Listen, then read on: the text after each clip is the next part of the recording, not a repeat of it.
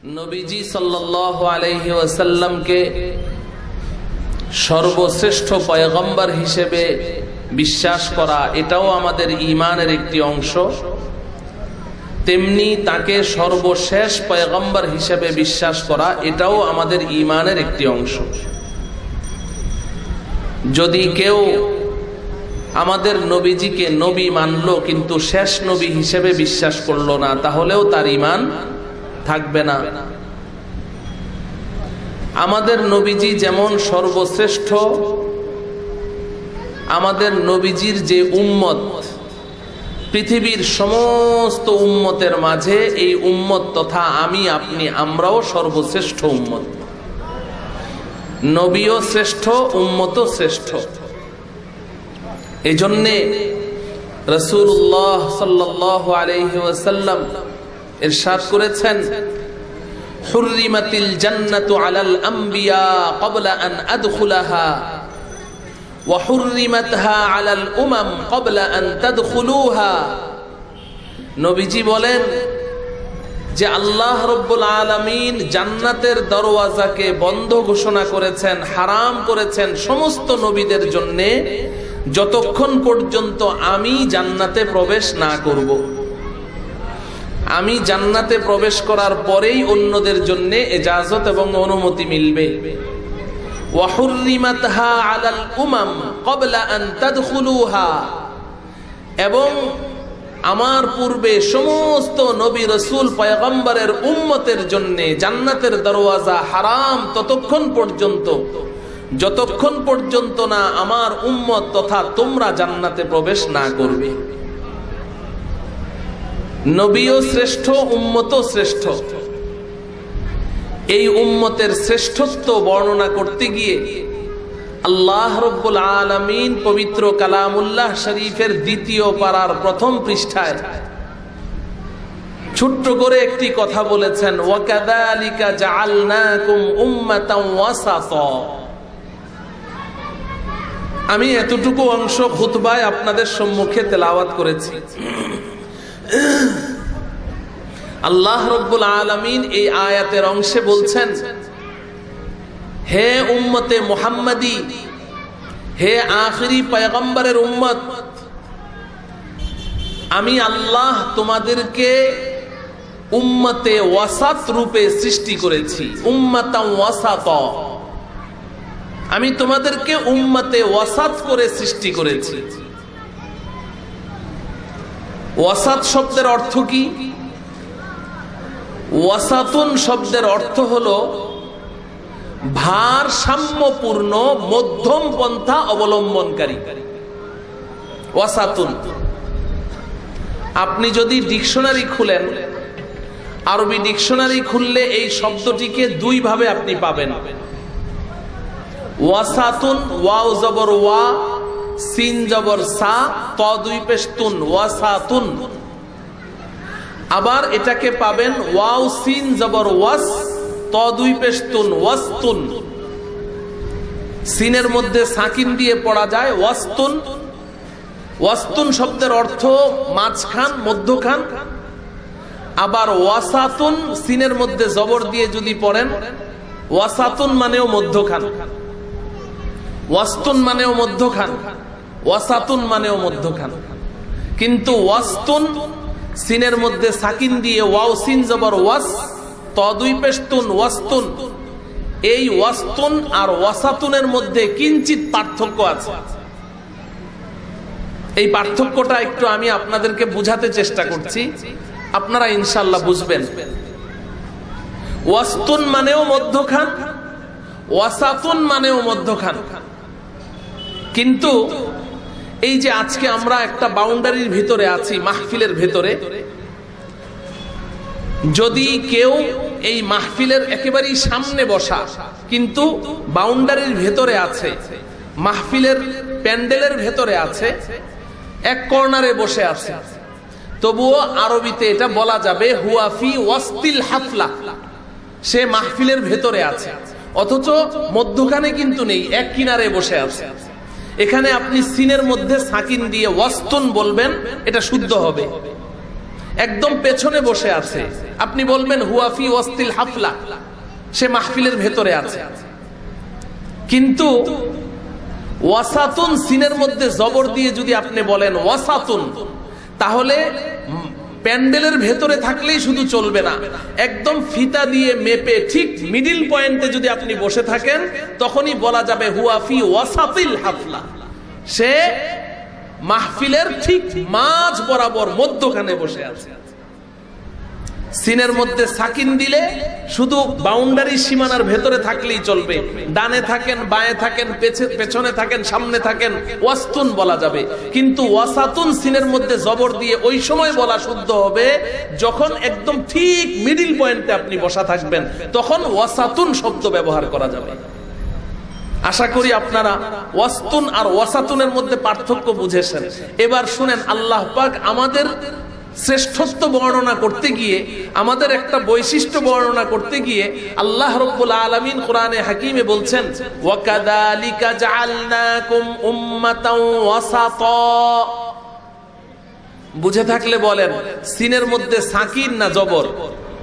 জবর, মাশাআল্লাহ। ওয়াসাতা, আল্লাহ পাক সিনের মধ্যে সাকিন দিয়ে ওয়াসতা বলেন নাই, ওয়াকাযালিকা জাআলনাকুম উম্মাতাও ওয়াসাতা সিনের মধ্যে জবর দিয়ে বলেছেন। আচ্ছা, ওয়াসাতুন সিনের মধ্যে জবর দিয়ে বললে ভেতরে থাকলেই শুধু চলবে না, একদম মাঝখানে থাকতে হবে, একদম মাঝখানে থাকতে হবে। মাশাআল্লাহ।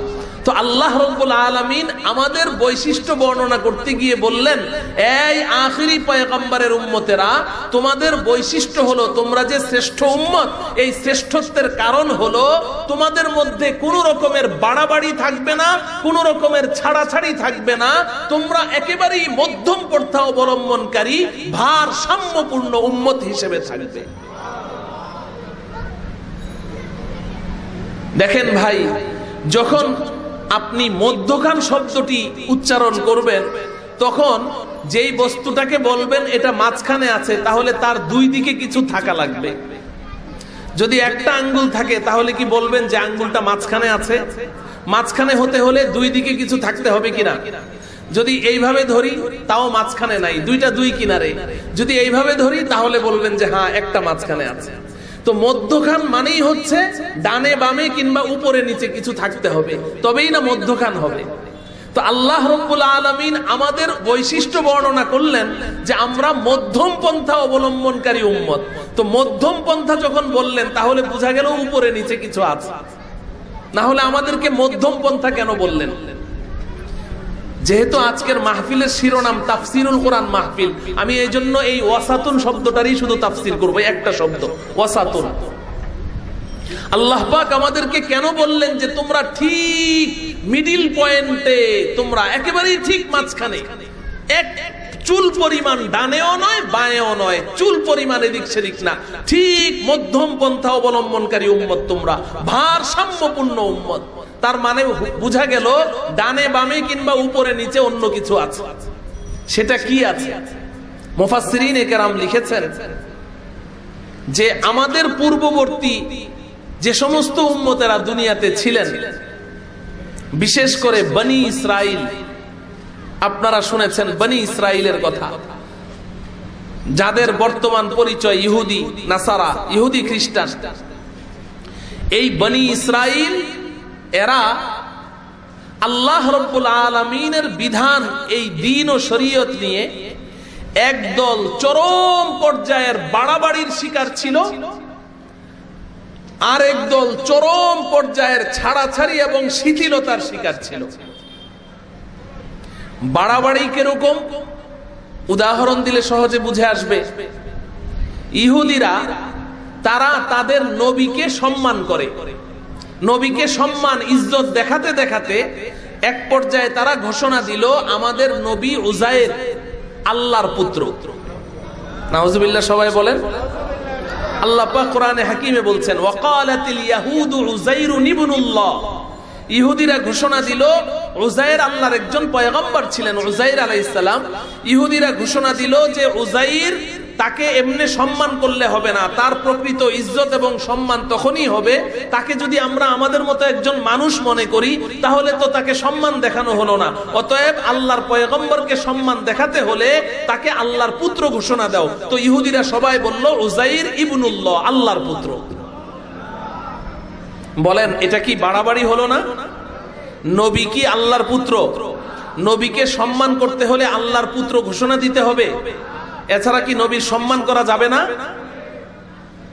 এরপর আল্লাহ বলছেন ওয়াকালাতিন নাসারাল মাসীহু ইবনুল্লাহ, আর খ্রিস্টানরা, একদল খ্রিস্টান, এরা তাদের পয়গম্বর ঈসা আলাইহিস সালাম তাকে সম্মান করে, ইজ্জত করে। এখন সম্মান করতে করতে তারা ঘোষণা দিল যে ঈসা আমাদের মতো মানুষ না, যদি ঈসাকে আমাদের মতো মানুষ মনে করি তাহলে তো আল্লাহর পয়গম্বরের ইজ্জত হলো না, সম্মান হলো না। অতএব তারা সবাই মিলে একমত হয়ে বলল ঈসা আল্লাহর পুত্র। তাইলে নবীকে সম্মান দেখাতে দেখাতে তারা আল্লাহর পুত্র ঘোষণা করলো, এটা বাড়াবাড়ি হলো কি হলো না?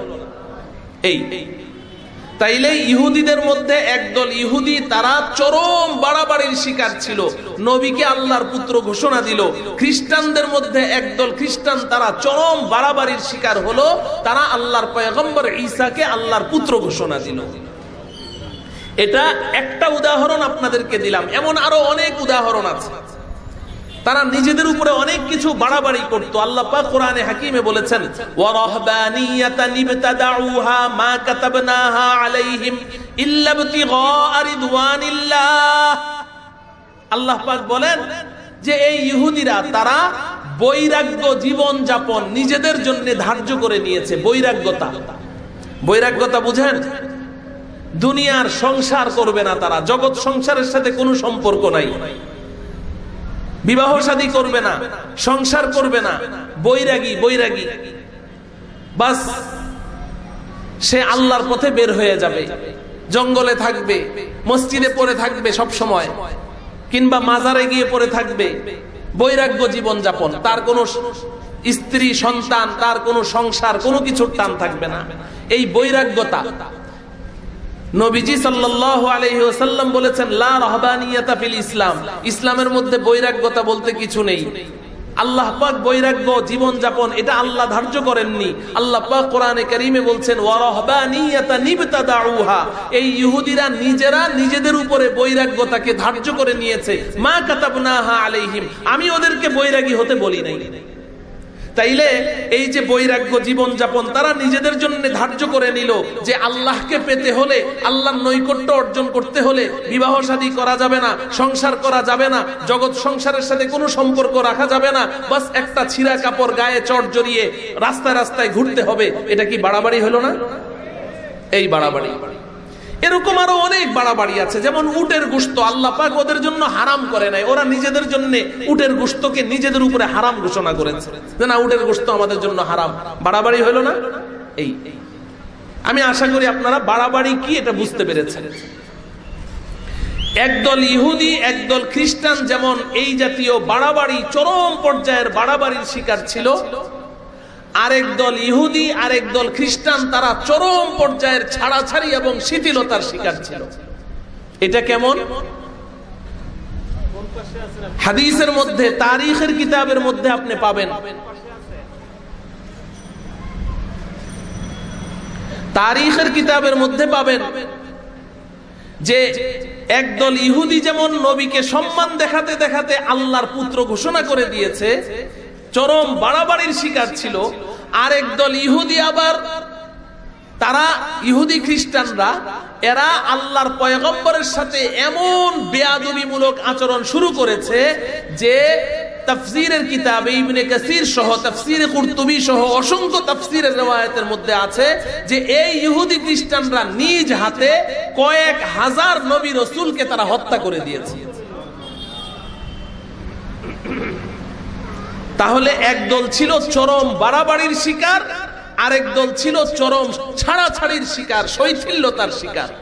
আল্লাহ রাব্বুল আলামিন এই উম্মতের বৈশিষ্ট্য বর্ণনা করছেন, ও উম্মতে মুহাম্মাদি, ও আমার আখেরি পয়গম্বরের উম্মতেরা, তোমাদেরকে যে আমি কুনতুম খায়রা উম্মাতিন, তোমাদেরকে যে শ্রেষ্ঠ উম্মত আমি বানিয়েছি, এই শ্রেষ্ঠত্বের বড় বৈশিষ্ট্য হলো যে তোমাদের মধ্যে ওই ইহুদিদের মতো চরম বাড়াবাড়িও থাকবে না এবং ছাড়াছাড়ি এবং শিথিলতাও থাকবে না।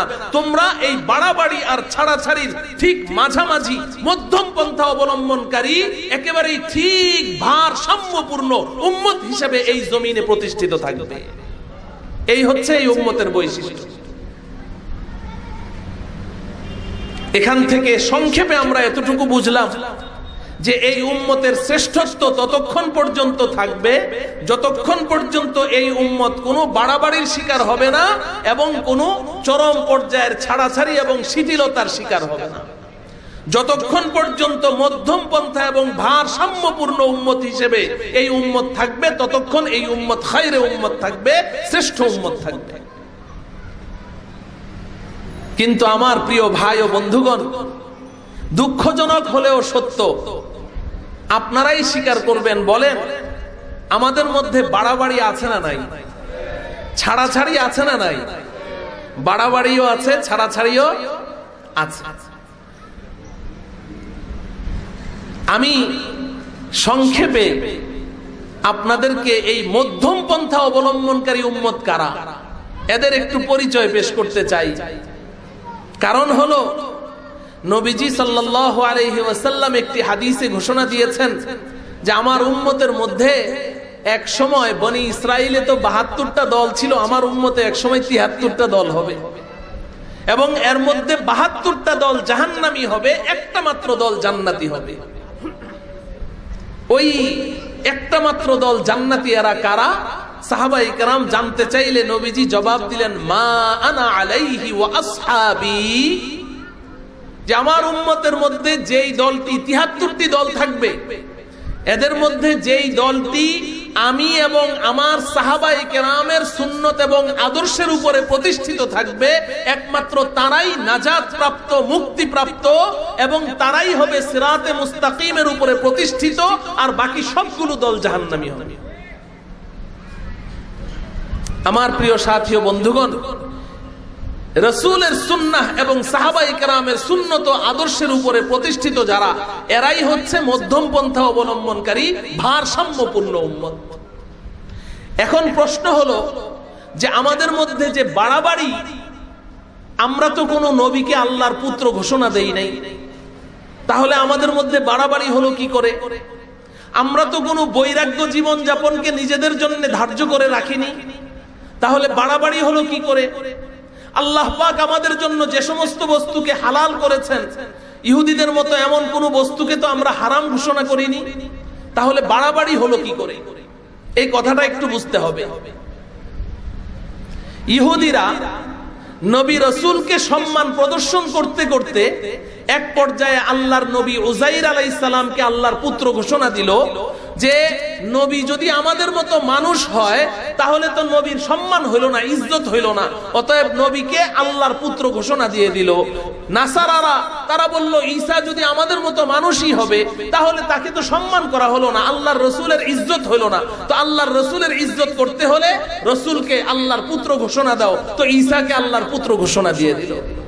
আমরা আমাদের রাসূলকে আল্লাহর পুত্র ঘোষণা দেইনি, তবে আমরা আরেকটা কাজ করেছি। সেটা কি? ভালো করে বুঝেন। আল্লাহ রাব্বুল আলামিন তার সাথে যদি কেউ শিরিক করে তাহলে তার ঈমান থাকবে? আমার ঈমানটা শিরিক মুক্ত হওয়া লাগবে, শিরিক মুক্ত ঈমান হতে হবে। কোরআনে কারীমে আল্লাহ রাব্বুল আলামিন জায়গায় জায়গায় বলেছেন, লা তুশরিক বিল্লাহ, লা তুশরিকু বিল্লাহ, লা তুশরিকু বিল্লাহ। হযরতে লুকমান আলাইহিস সালাম তার সন্তানকে উপদেশ দিচ্ছেন, ইয়া বুনাইয়া লা তুশরিক বিল্লাহ ইন্নাশ শিরকা লাযুলমুন আযীম, শিরিক করবে না, শিরিক করবে না। ও ভাই, আমাদের জীবনের সবচাইতে মূল্যবান সম্পদ এবং শ্রেষ্ঠ পুঁজি, এর নাম হলো ঈমান। ঈমান হলো আমার জীবনের শ্রেষ্ঠ পুঁজি এবং মূল্যবান সম্পদ। এই ঈমানটাকে আমাকে ধরে রাখতে হবে, এই ঈমানটাকে শিরকের সাথে মিশতে দেওয়া যাবে না। যদি কারো ঈমান শিরকের সাথে মিশ্রণ ঘটে তাহলে তার ঈমান কলুষিত হয়ে যাবে, ঈমান দূষিত হয়ে যাবে, সে ঈমানদার থাকবে না। এখন আসেন, আমরা ইহুদিদের মতো শিরিক করি না, কারণ উজাইরকে আল্লাহর পুত্র ঘোষণা করার অর্থ কি? তারা বাবা যেই জাতের হয় সন্তানও ওই জাতেরই হয়। মানুষের ঘরে মানুষ জন্ম নেয়, শিয়ালের ঘরে শিয়াল জন্ম নেয়, বিড়ালের ঘরে বিড়াল জন্ম নেয়, কুকুরের ঘরে কুকুর জন্ম নেয়। বিড়ালের ঘরে কখনো মানুষ জন্ম হয় না, মানুষের ঘরে কখনো বিড়াল জন্ম নেয় না। তাহলে যদি আমি কোনো পয়গম্বরকে কাউকে আল্লাহর পুত্র ঘোষণা দিলাম, তাহলে আল্লাহর ঘরে তো আল্লাহই জন্ম নিবে। নাউজুবিল্লাহ বলেন না? তাইলে তারা খোদা, আল্লাহকে যেমন খোদা মানতো, উজাইরকেও তারা কি মনে করত? খোদা মনে করত, আল্লাহর পুত্র। ঠিক খ্রিস্টানরা তারা বলে খোদা তিনজন, একজন না। আল্লাহ যেমন একজন আছেন, ঈসা আল্লাহর পুত্র, সেও খোদা, ঈসার মা মারিয়াম সেও খোদা। খ্রিস্টানরা তিন খোদা মানে, কারণ বাবা যেই জাতের হবে সন্তান তো ওই জাতেরই হবে। তো ঈসাকে আল্লাহর পুত্র ঘোষণা দেওয়ার অর্থ হলো ঈসাও খোদা। আমরা আমাদের নবীকে খোদা বানাই নাই, এতটুকু মেহেরবানি আল্লাহর উপরে আমরা করেছি। কিন্তু আমাদের মধ্যে কিছু ভাইয়েরা, তারা আল্লাহ পাকের কিছু গুণ এমন আছে, ভালো করে বুঝেন, যেই বৈশিষ্ট্যগুলো আল্লাহ পাক নিজের জন্য বরাদ্দ রেখেছেন, কোন মাখলুকের মধ্যে এই বৈশিষ্ট্যগুলো আল্লাহ পাক দেননি। একেবারেই এক্সেপশনাল ফর আল্লাহ, আল্লাহর জন্য এটা খাস, এক্সট্রা ফর আল্লাহ, শুধু আল্লাহ নিজের জন্য রেখেছেন। এই বৈশিষ্ট্যগুলো আল্লাহ পাক কোনো মাখলুককে দেন নাই। এমন কিছু গুণ আল্লাহ পাকের আছে না নাই? আছে না নাই? যেমন উদাহরণস্বরূপ আমরা সবাই জানি আল্লাহ সর্বত্র বিরাজমান, ঠিক না বেঠিক? আল্লাহ পাক সব জায়গায় আছেন, আছেন না নাই? সব জায়গায় আছেন। আল্লাহ আসমানেও আছেন, জমিনেও আছেন, এখানেও আছেন, সেখানেও আছেন, বাংলাদেশেও আছেন, ভারতেও আছেন, সৌদিতেও আছেন, সব জায়গায় আল্লাহ আছেন, আছেন না নাই? এই যে আল্লাহ পাক সর্বত্র বিরাজমান, এটাকে শরীয়তের পরিভাষায় বলে হাজের নাজের। কি বলে? হাজের নাজের। হাজের মানে উপস্থিত, নাজের মানে দ্রষ্টা। অর্থাৎ আল্লাহ সব জায়গায় উপস্থিত, আল্লাহ সবকিছু দেখেন, ঠিক না বেঠিক? এই ব্যাপারে কারো কোনো সন্দেহ আছে? এই যে আল্লাহ পাক সর্বত্র বিরাজমান, এই গুণটা আল্লাহ ছাড়া আর কারো মধ্যে আছে? হ্যাঁ? কোন মানুষ কি সর্বত্র বিরাজমান হতে পারে? যে উনি এখানেও আছেন, সেখানেও আছেন, আসমানেও আছেন, জমিনেও আছেন, ভারতেও আছেন, হিন্দুস্তানেও আছেন, সব জায়গায়, শ্রীলঙ্কায় এট এ টাইমে সব জায়গায় আছেন, এরকম কি সম্ভব? না। তাহলে হাজের নাজের, সর্বত্র বিরাজমান, এই গুণটা, এই বৈশিষ্ট্যটা একমাত্র কার মধ্যে আছে? আল্লাহর মধ্যে আছে। এই কথাটা একেবারেই সহজ সরল কথা, এটা বুঝতে কোরআন হাদিস লাগে না। কিন্তু দুঃখজনক হলেও সত্য, আমাদের কিছু ভাই তারা বলেন যে আমাদের নবীজিকে যদি মনে করি যে না উনিও আমাদের মতোই, তাইলে তো হবে না, নবীজির কিছু এক্সট্রা গুণ লাগবে।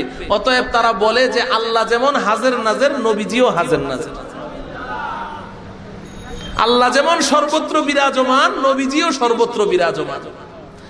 বলেন এটা আল্লাহ পাকের গুণে একজন মাখলুককে গুণান্বিত করা হলো কি হলো না?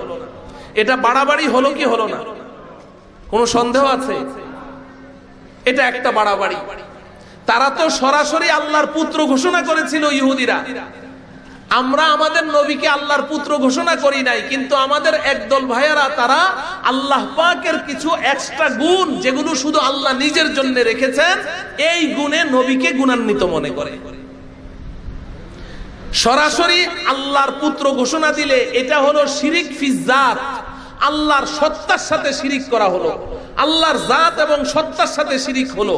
আর যদি আল্লাহর গুণে কোনো মাখলুক, কোনো সৃষ্টিকে গুণান্বিত মনে করি, এটাকে বলবে শিরিক ফি সিফাত, আল্লাহর গুণে কোনো মাখলুককে আমি গুণান্বিত মনে করলাম, এটাও এক প্রকারের শিরিক। এখন আমাদের নবীজিকে যদি আমি বলি আল্লাহ যেমন হাজির নাজির, নবীও হাজির নাজির, তাহলে এটা আল্লাহর সিফাত এবং গুণের সাথে নবীকে শরীক করা হলো। কথা বুঝে আসে? আমাদের নবীজি কি একজন মানুষ, উনি কি হাজির নাজির হতে পারেন? এই মুহূর্তে আমাদের নবীজি এখানে উপস্থিত আছেন, হ্যাঁ? আল্লাহ আছেন না নাই? তাইলে হাজির নাজির হলো কেমনে? এই বিষয়টা একটা স্পষ্ট বিষয়, কিন্তু আমাদের ওই ভাইয়েরা এটাকে তাদের আকীদা বানিয়ে নিয়েছে। আল্লাহ যেমন হাজির নাজির, নবীও হাজির নাজির। আমাদের দেশের জাতীয় মসজিদের একজন খতিব,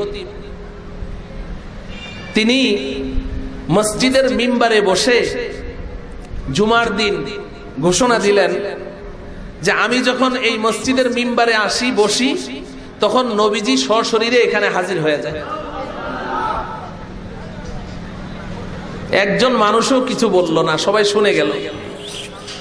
কারণ আমরা বৈষয়িক ব্যাপারে, দুনিয়ার ব্যাপারে খুব মাথা ঘামাই, কিন্তু ধর্মীয় ব্যাপারে কোনো মাথা ঘামাই না। কে কি বলে বলো, কে কি বলে বলো, তাতে আমার কি যায় আসে।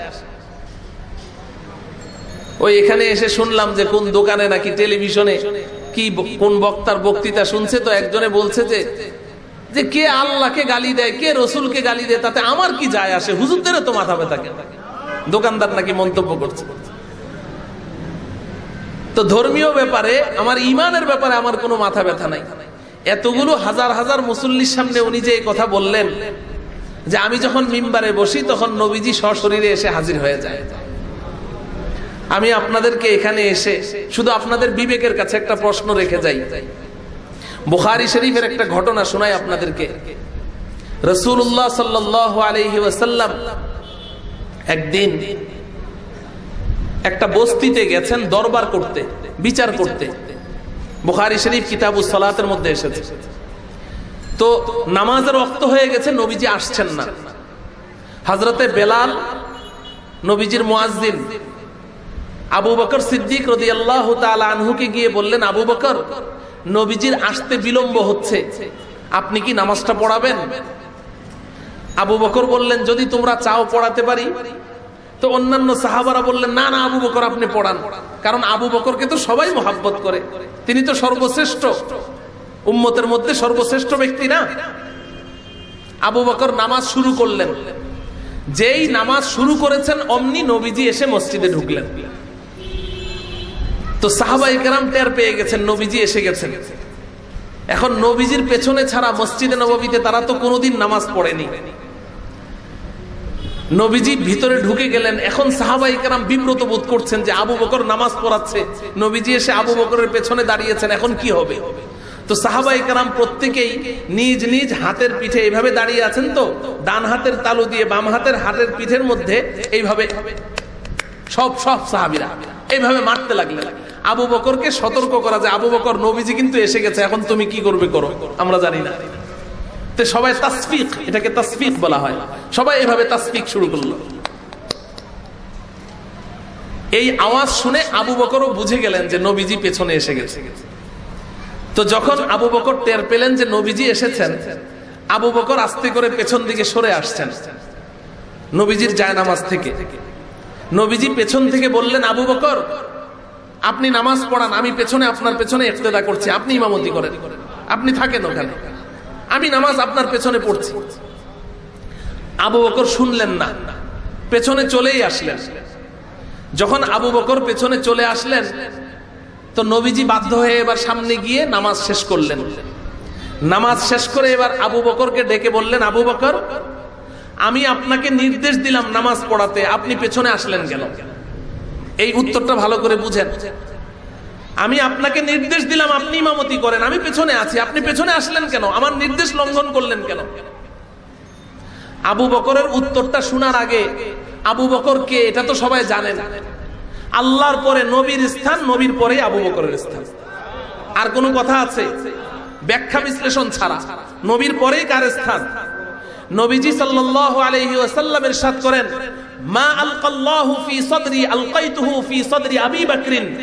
আমার আল্লাহ 23 বছরের জিন্দেগিতে, নবুয়তের জিন্দেগিতে আমার সিনার মধ্যে যা কিছু ঢেলে দিয়েছেন, আমি সব আবু বকরের সিনায় ঢেলে দিয়েছি। আবু বকর ওই ব্যক্তি। সেই আবু বকরকে যখন নবীজি বললেন, আবু বকর আপনি নামাজ পড়াচ্ছেন, পড়ান, আমি পেছনে ইক্তেদা করছি, আপনাকে পেছনে আসতে নিষেধ করলাম, আপনি পেছনে আসলেন কেন? আবু বকর উত্তর দিলেন, মালি ইবনি আবি কুহাফাতা আইয়া উম্মা রাসূলুল্লাহ সাল্লাল্লাহু আলাইহি ওয়াসাল্লাম, ও আল্লাহর রাসূল, আবু কুহাফার পুত্র আবু বকরের এত বড় স্পর্ধা হয় নাই যে নবীর সামনে ইমামতি করবে, নবীকে পেছনে রেখে সে ইমামতি করবে, এত বড় হিম্মত, এত বড় সাহস আবু বকরের হয় নাই। অতএব আপনি যতই বলেন আমার পক্ষে আপনার সামনে ইমামতি করা সম্ভব না। মুহতারাম ভাইও, এই ঘটনাটা যখন শুনালাম, এবার বলেন, যদি আমার ওই জাতীয় মসজিদের খতিব সাহেব উনি যে বললেন আমি যখন মিম্বারে আসি তখন নবীজি সশরীরে উপস্থিত হয়ে যায়, তাহলে ইমামতিটা কে করবে? খতিব সাহেব না নবীজি? কে ইমামতি করবে? তাহলে আবু বকর নবীজির সামনে ইমামতি করাটাকে বেয়াদবি মনে করেন। আপনার বক্তব্য অনুযায়ী আপনি যখন মিম্বারে আসেন তখন যদি নবীজি সশরীরে হাজির হয়, তাহলে আপনি এত বড় বেয়াদব সাজলেন কেন যে আপনি নবীজিকে ইমামতি করতে না দিয়ে আপনি কেন ইমামতি করেন? কোন দৈনিক পত্রিকায় পেয়েছেন যে আজকে আমাদের জাতীয় মসজিদে নবীজি জুমার নামাজের ইমামতি করেছেন? তাহলে এটা কত বড় একটা গাঁজাখুরি কথা, মিথ্যা কথা, ভণ্ডামি। এই কাজগুলো আমাদের দেশে অহরহ চলছে। যেই মানুষগুলো এই কথা বলে যে নবীজি হাজির নাজির, সর্বত্র বিরাজমান, সর্বত্র বিরাজমান, তারা নবীজিকে আল্লাহর গুণে গুণান্বিত মনে করে। আল্লাহ রাব্বুল আলামিন তাদেরকে সহিহ বুঝ দান করেন। নবীকে নবীর জায়গায় রেখে সম্মান করতে হবে, আল্লাহকে আল্লাহর জায়গায় রেখে সম্মান করতে হবে। নবী তো আল্লাহ না, আল্লাহ তো নবী না। বলেন ঠিক না বেঠিক? যেই ভাইয়েরা নবীকে হাজির নাজির মনে করে, তারা মনে করে যে নবীকে এরকম গুণে গুণান্বিত না মনে করলে তো নবীর সম্মান হলো না। এরা বলে আল্লাহ যেমন গায়েব জানে, নবীও গায়েব জানে। আল্লাহ যেমন গায়েব জানে, নবীও গায়েব জানে। আপনাদের কি বিশ্বাস নবীজিও গায়েব জানেন? হ্যাঁ, গায়েব একমাত্র কে জানেন? আল্লাহ রাব্বুল আলামিন কোরআনে হাকিমে জায়গায় জায়গায় বলেছেন, ওয়া ইনদাহু মাফাতিহুল গায়বি লা ইয়ালামুহা ইল্লা হু। গায়েবের চাবিকাঠি একমাত্র আল্লাহর হাতে, আল্লাহ ছাড়া কেউ গায়েব জানে না। এমন কি নবীজি দুনিয়া ছেড়ে চলে যাওয়ার 1400 বছর পরে এসে একদল উম্মত যে নবীজির ব্যাপারে এই অপবাদ দিবে যে নবীও গায়েব জানেন, এই কথাটা আল্লাহ যখন কোরআন নাযিল করেন তখন জানতেন কি জানতেন না? আল্লাহ পাক জানতেন কি জানতেন না? এই কারণে আল্লাহ পাক নবীর জবান দিয়ে কোরআনে হাকিমে বের করে দিয়েছেন, ও রাসূল আপনি নিজে বলেন, ওয়ালাউ কুনতু আ'লামুল গায়বা লাস্তাকতারতু মিনাল খায়র। আপনি বলে দেন, কোরআনে হাকিমের আয়াত আল্লাহ পাক নাযিল করেছেন, আপনি বলেন, এ আমার উম্মতেরা, আমি যদি গায়েব জানতাম তাইলে কাফের মুশরিক বেঈমানরা আমার কোনো ক্ষতি করতে পারতো না, কারণ আগে থেকেই তো সব জেনে ফেলতাম। নবীজি গায়েব জানতেন না। বুখারী শরীফের 2 পৃষ্ঠাব্যাপী লম্বা হাদিস। আপনারা অনেকেই জানেন যে একবার মুনাফিকরা আম্মাজান হযরতে আয়েশা সিদ্দিকা রাদিয়াল্লাহু তাআলা আনহার চরিত্রের উপরে আঘাত করেছিল, চরিত্র নিয়ে কথা বলেছিল। নবীজি সাল্লাল্লাহু আলাইহি ওয়াসাল্লাম 1 মাস আম্মাজান হযরতে আয়েশার সাথে কথা বলেন নাই, যতদিন পর্যন্ত আল্লাহ পাক কোরআনে আয়াত নাযিল করে আয়েশার পবিত্রতা ঘোষণা না করেছেন। 10টি আয়াত নাযিল করে আম্মাজান হযরতে আয়েশার চরিত্রের পবিত্রতা আল্লাহ পাক ঘোষণা করেছেন যে আয়েশার কোনো দোষ নাই, মুনাফিকরা আয়েশার ব্যাপারে মিথ্যা বলছে। 1 মাস পর্যন্ত নবীজি আয়েশার সাথে কথা বলেন নাই। যখন আল্লাহ পাক নিজে কোরআনের আয়াত নাযিল করলেন, নাযিল করে বলে দিলেন যে না, আয়েশার কোনো দোষ নাই, কিছুই হয় নাই, মুনাফিকরা মিথ্যা বলছে, তখন নবীজি আয়েশার সাথে কথা বলা শুরু করেছেন। তো যদি নবীজি গায়েব জানতেন তাহলে যেই দিন মুনাফিকরা হযরতে আয়েশার নামে অপবাদ দিল, ওই দিন নবীজি বলে দিতেন যে আমি তো গায়েব জানি, আমি জানি আমার আয়েশা কিচ্ছু করে নাই। বলতেন না নবীজি এই কথা? কই নবীজি 1 মাস আয়েশার সাথে কথা বললেন না কেন?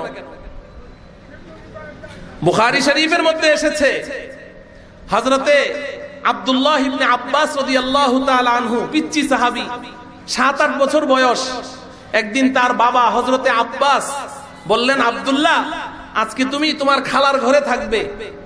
তোমার খালা মাইমুনা নবীজির স্ত্রী, আমি আজকে জানতে পেরেছি তোমার নবীজি তোমার খালার ঘরে আজকে থাকার ডেট। তুমি যাও, তোমার খালার ঘরে যাও। বলে, আব্বা কেন যাব? বলে, রাত্রে সারা রাত ঘুমের ভান ধরে পড়ে থাকবে কিন্তু ঘুমাবে না। বলে, আব্বা কেন? সারা রাত নবীজিকে পাহারা দিবে, নবীজি রাত্রে কি কি আমল করে এগুলো সব দেখবে। কারণ আমরা তো দিনের বেলা নবীজির আমল দেখি, কিন্তু রাতে নবীজি ঘরে কি কি আমল করে এগুলো তো আমরা দেখি না। তুমি সারা রাতের আমলগুলো দেখবে, পরের দিন এসে আমাদেরকে বলবে, আমরাও রাত্রে বেলা ওই আমল শুরু করে দেব। তার মানে গোয়েন্দা বানিয়ে পাঠালেন আব্দুল্লাহ ইবনে আব্বাসকে। এই 8-9 বছর বয়স তখন।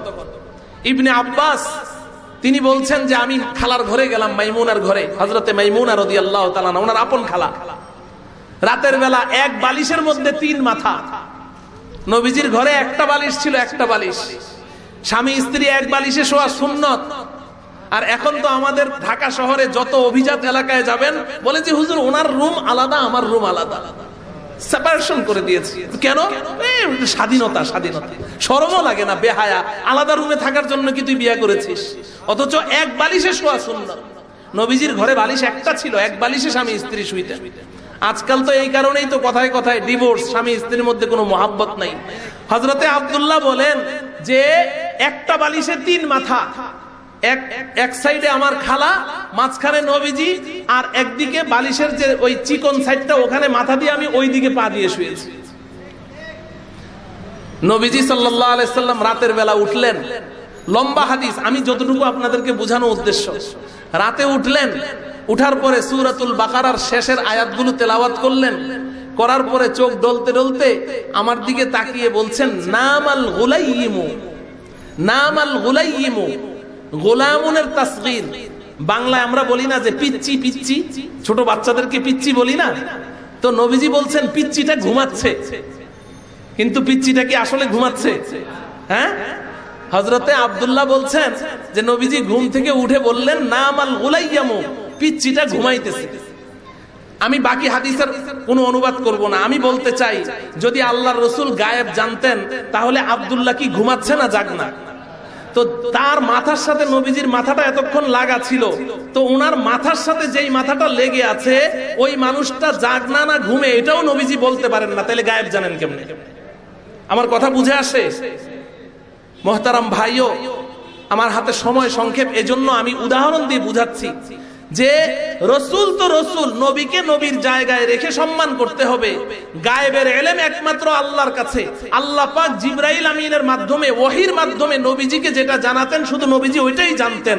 আল্লাহর মাধ্যম, নবীজির মাধ্যম ছাড়া নিজে থেকে নবীজি গায়েবের কোনো খবরই বলতে পারতেন না। গায়েব তো বলা হয় কোনো মাধ্যম ছাড়া বলতে হবে। আর যদি আপনি বলেন যে না, অদৃশ্যের খবর বলতে পারলেই এটা আলিমুল গায়েব হবে, তাহলে আমরা সবাই আলিমুল গায়েব। কাবা ঘর যে মক্কা শরীফে আছে, আমরা এখান থেকে বসে বলতে পারছি কি পারছি না? কথা বলে না? আমরা এখানে বসে সবাই বলতে পারছি না কাবা ঘর কোথায় আছে? মক্কায়। এখান থেকে দেখা যাচ্ছে? তাহলে না দেখা জিনিসের খবর যে বললাম, তাহলে আমিও তো গায়েব জানি। তাইলে অদৃশ্যের খবর বললেই কি গায়েব হয়ে যাবে? না না না, কোন মাধ্যম ছাড়া বলতে হবে। নবীজি অদৃশ্যের যত খবর বলেছেন জিবরাইল আমিনের মাধ্যমে আল্লাহ জানিয়ে দিয়েছেন। তো আমাদেরকেও যদি কেউ জানায় যে আমেরিকার টুইন টাওয়ার গতকালকে রাত্রে ধ্বংস হয়ে গেছে, তো কেউ জানিয়ে দেওয়ার পরে আমি না দেখেই বললাম, তাহলে আমি কি আলিমুল গায়েব হয়ে গেলাম? হ্যাঁ, বুঝতে হবে নবীজি আলিমুল গায়েব ছিলেন না। 2, 3 নাম্বার, আমার ওই সমস্ত ভাইয়েরা যারা নবীজিকে হাজির নাজের বলে, যারা নবীজিকে আলিমুল গায়েব মনে করে, তারা বলে যে নবীকে সম্মান করতে হলে নবীকে মানুষ বলা যাবে না। নবীকে কি বলা যাবে না? মানুষ বলা যাবে না। বলে মানুষ বললে তো উনি আমার চাচাতো ভাই, খালাতো ভাইয়ের মতো হয়ে গেলেন, তাইলে তো নবীর সম্মান হইল না। তাহলে কি করতে হবে? খ্রিস্টানরা তো বলেছে যে ঈসাকে মানুষ বলা যাবে না, আল্লাহর বেটা বলো। ইহুদিরা তো বলেছে উজাইরকে মানুষ বলা যাবে না, আল্লাহর বেটা বলো। এই ভাইয়ারা এতটুকু রহম করেছেন, নবীজিকে আল্লাহর বেটা বলেন নাই, তবে এতটুকু বলছেন যে নবীজিকে মানুষের কাতারে রাখা যাবে না, বলো যে নবীজি নূরের তৈরি ফেরেশতা, মাটির তৈরি মানুষ বলা যাবে না। মুহতারাম হাজিরিন, মাসআলাগুলো অনেক জটিল, লম্বা সময়ের প্রয়োজন, কিন্তু আপনারা শিক্ষিত মানুষ, উলামায়ে কেরামের সোহবতে থাকেন, আপনারা সংক্ষেপে বুঝবেন। আল্লাহ রাব্বুল আলামিনের 3 প্রকারের মাখলুক আছে: মানুষ, জিন, ফেরেশতা।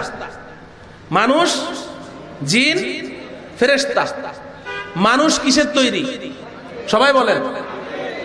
জিন কিসের তৈরি? আগুনের তৈরি। ফেরেশতা কিসের তৈরি? নূরের তৈরি। মানুষ মাটির তৈরি, জিন আগুনের তৈরি, ফেরেশতা নূরের তৈরি। এবার বলেন তো দেখি, মানুষ মাটির তৈরি, মানুষ আগুনের তৈরি, জিন নূরের তৈরি, ফেরেশতা, এই 3 জাতির মধ্যে শ্রেষ্ঠ কে? কোন সন্দেহ আছে? কোন সন্দেহ আছে?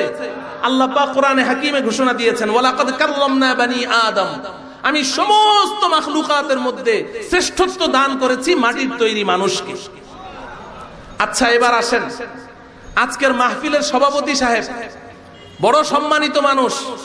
আমি ওনাকে বললাম যে সভাপতি সাহেব, আপনাকে আমি খুব সম্মান করি, খুব সম্মান করি, যার কারণে আপনাকে যদি আমি এখন মাটির তৈরি মানুষ বলি তাইলে তো আপনি আমার মতো হয়ে গেলেন। অতএব আপনাকে আমি মানুষ জাতি থেকে বহিষ্কার ঘোষণা করে নূরের তৈরি ফেরেশতার অন্তর্ভুক্ত করে দিলাম। এবার বলেন তো, সভাপতির সম্মান বাড়াইলাম না কমাইলাম?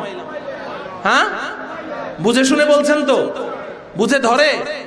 তাইলে আমি আল্লাহর রসুলকে সম্মান দেখাইলাম, সম্মান দেখাইতে দেখাইতে বললাম যে রসুল, আপনি মাটির তৈরি মানুষ না, মানুষ হলো শ্রেষ্ঠ জাতি, আপনাকে শ্রেষ্ঠ জাতি মাটির তৈরি মানুষ থেকে আমি বহিষ্কার ঘোষণা করে আজকে থেকে নূরের তৈরি ফেরেশতা জাতির অন্তর্ভুক্ত করলাম। বলেন তো, রসুলের সম্মান বাড়াইলাম না কমাইলাম? বুঝে আসে? এই ওই বেচারারা তো মোহাব্বত করে বলে কথাটা, রসুলের ইশক প্রেমে পড়ে বলে যে রসুল নূরের তৈরি, কিন্তু এটা বুঝলো না যে নূরের তৈরি বলে রসুলের ইজ্জত বাড়াইলো না, বরং কমায় দিল। কথা বুঝে আসে? যেখানে আল্লাহ রাব্বুল আলামিন কোরআনে হাকিমে নবীজিকে পরিষ্কার বলে দিয়েছেন, সূরাতুল কাহফের একদম শেষ আয়াত বের করে দেখবেন, আল্লাহ পাক নবীজির মুখ থেকে বের করেছেন। আল্লাহ তো এগুলো জানতেন না। কোরআন নাযিলের 1400 বছর পরে এসে রসুলকে নিয়ে যে আমরা এই তামাশার খেলা খেলবো, এটা আল্লাহ পাক জানতেন কি জানতেন না?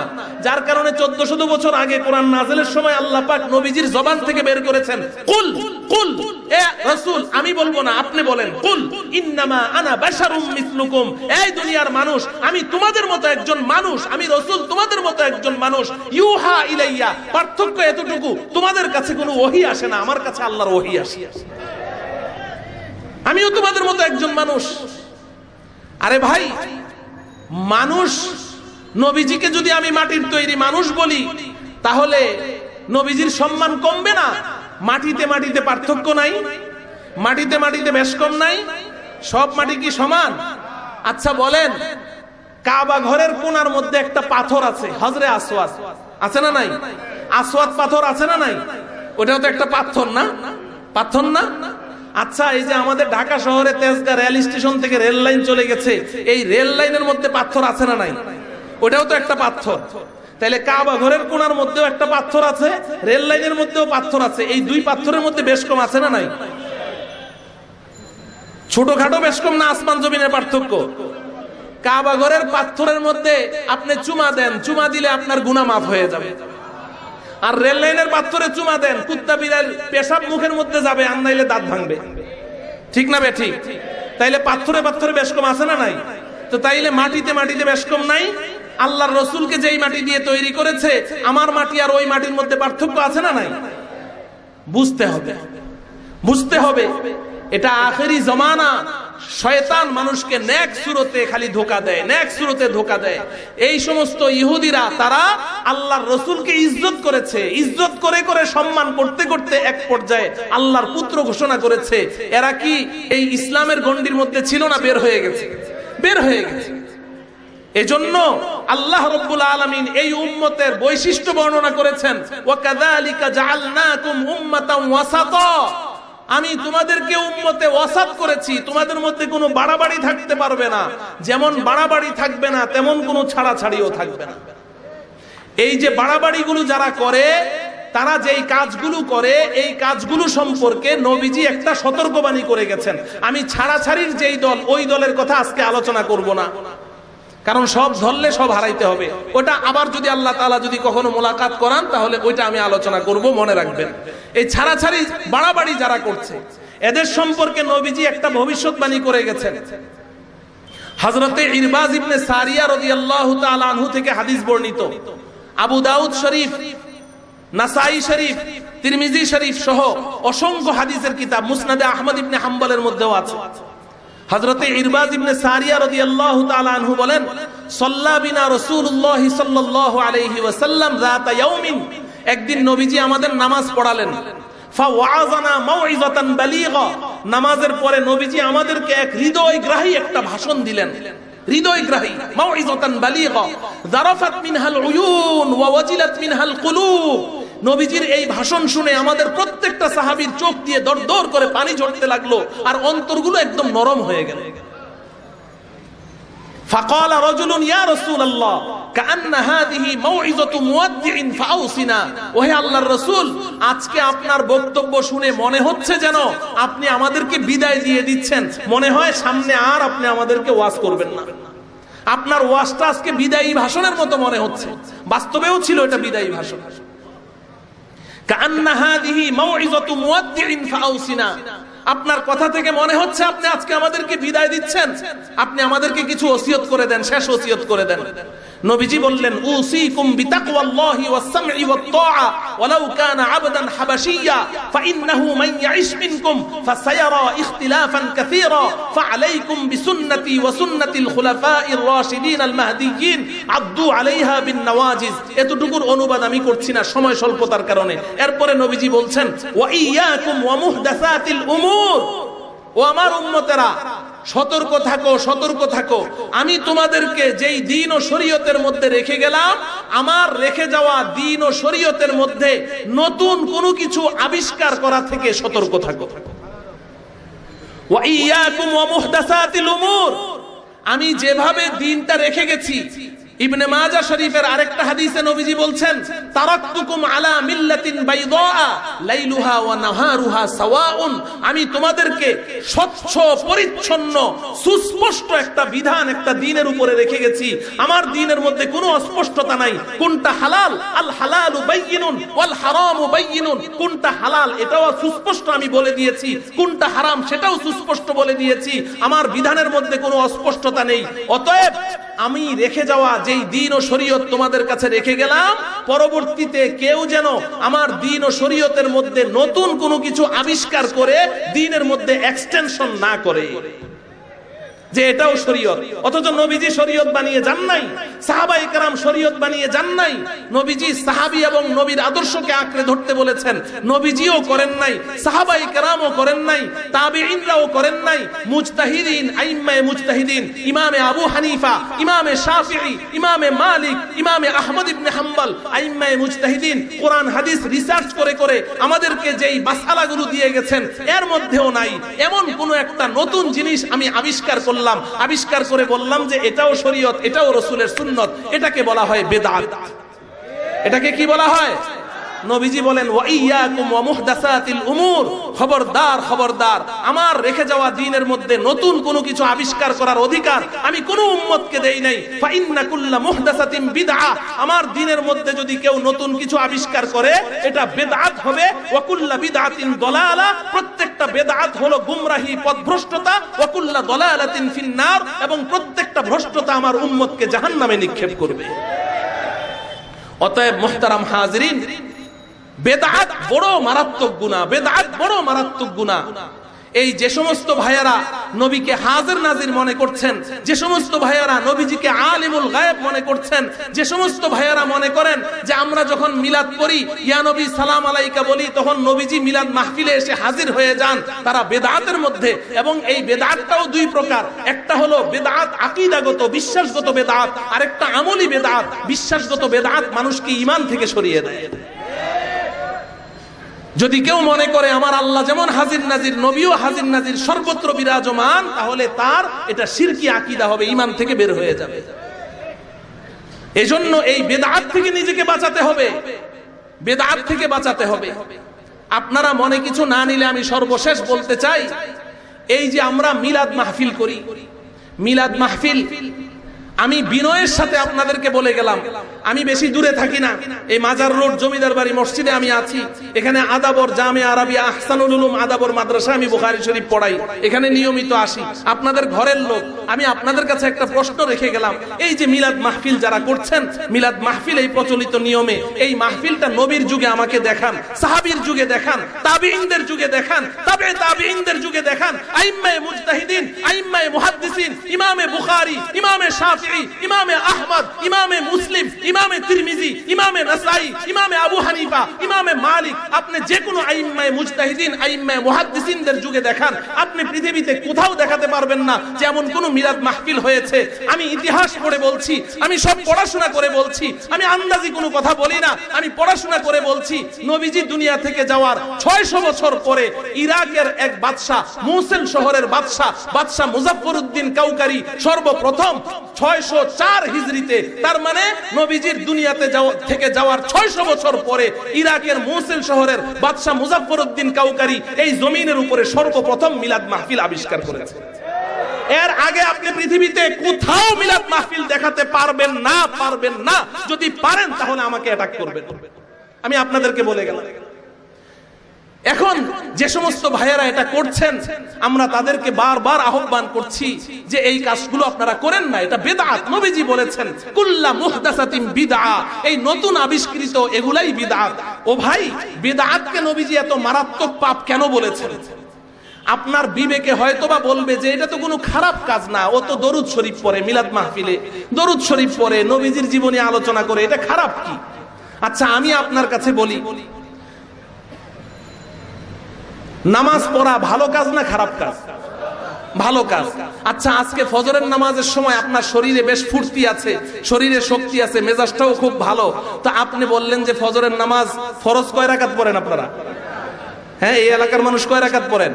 এখন আপনার মেজাজটা খুব ভালো লাগতেছে, আজকে বললেন যে না, আজকে আমি 2 রাকাত না, আজকে 4 রাকাত পড়ুম। তো 4 রাকাত কেউ ফজরের নামাজ পড়লো, তাহলে কি নামাজে কোনো গুনাহ হবে?